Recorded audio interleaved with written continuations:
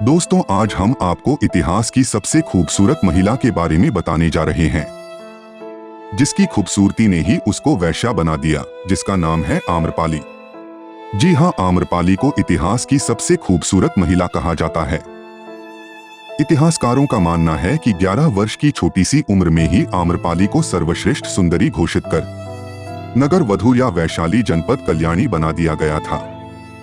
आम्रपाली की खूबसूरती की तुलना किसी भी चीज से नहीं की जा सकती है, लेकिन आम्रपाली की खूबसूरती ही उसके दुर्भाग्य की सबसे बड़ी वजह बन गई थी।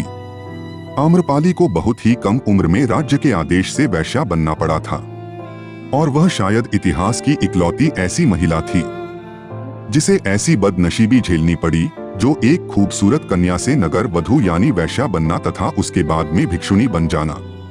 चलो आइए जानते हैं आम्रपाली की ट्रैजिक और दुख से भरी कहानी को।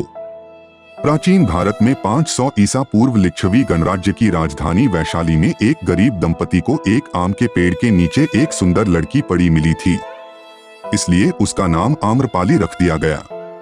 आम्रपाली अपने समय की सबसे खूबसूरत महिला थी। पाली ग्रंथों में उसके सौंदर्य का विवरण मिलता है। आम्रपाली इतनी खूबसूरत थी कि नगर का हर पुरुष उससे विवाह करने के लिए लालायित था। पाली ग्रंथों के मुताबिक राजा से लेकर व्यापारी हर कोई आम्रपाली को पाना चाहता था।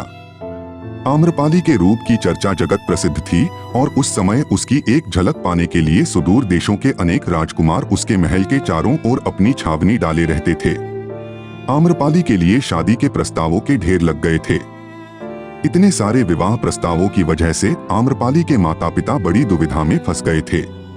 अगर आम्रपाली के लिए किसी एक को उसके माता पिता चुनते तो नगर के बाकी पुरुष खफा हो जाते। नगर में अशांति तक फैल सकती थी। पाली ग्रंथों के मुताबिक वैशाली एक लोकतांत्रिक राज्य था जिसकी अपनी एक संसद भी थी। जब आम्रपाली की खबर वैशाली संसद के सदस्यों तक पहुंची तो उन्होंने इस मुद्दे पर चर्चा करने का फैसला किया। उन्होंने तय किया कि वैशाली राज्य की एकता और शांति बनाए रखने के लिए सभी की खुशी जरूरी है, इसलिए आम्रपाली को नगर वधू बना दिया गया था, जिस कारण आम्रपाली पूरे नगर की दुल्हन बन गई थी और जिसे अब हर किसी से प्यार करना था। लेकिन उसे शारीरिक संबंध बनाने के लिए अपना पार्टनर चुनने का अधिकार भी मिला और आम्रपाली को अपना महल भी दिया गया था। इसके साथ ही वह राज दरबार की नर्तकी भी बन गई थी।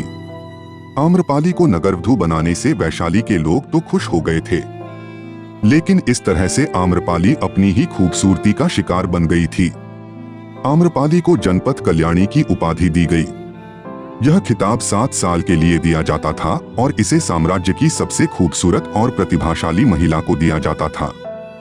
आम्रपाली की सुंदरता के चर्चे इतने मशहूर थे कि मगध सम्राट बिंबिसार आम्रपाली को पाने के लिए अपने आप को रोक नहीं पाए तथा उन्होंने वैशाली पर आक्रमण कर दिया था। तभी संयोगवश उसकी पहली मुलाकात आम्रपाली से ही हो गई थी। आम्रपाली के रूप सौंदर्य पर मुग्ध होकर बिंबिसार पहली ही नजर में अपना दिल दे बैठे थे। आम्रपाली ने बिंबिसार से युद्ध रोकने के लिए कहा और बिंबिसार ने आम्रपाली की बात मान ली थी।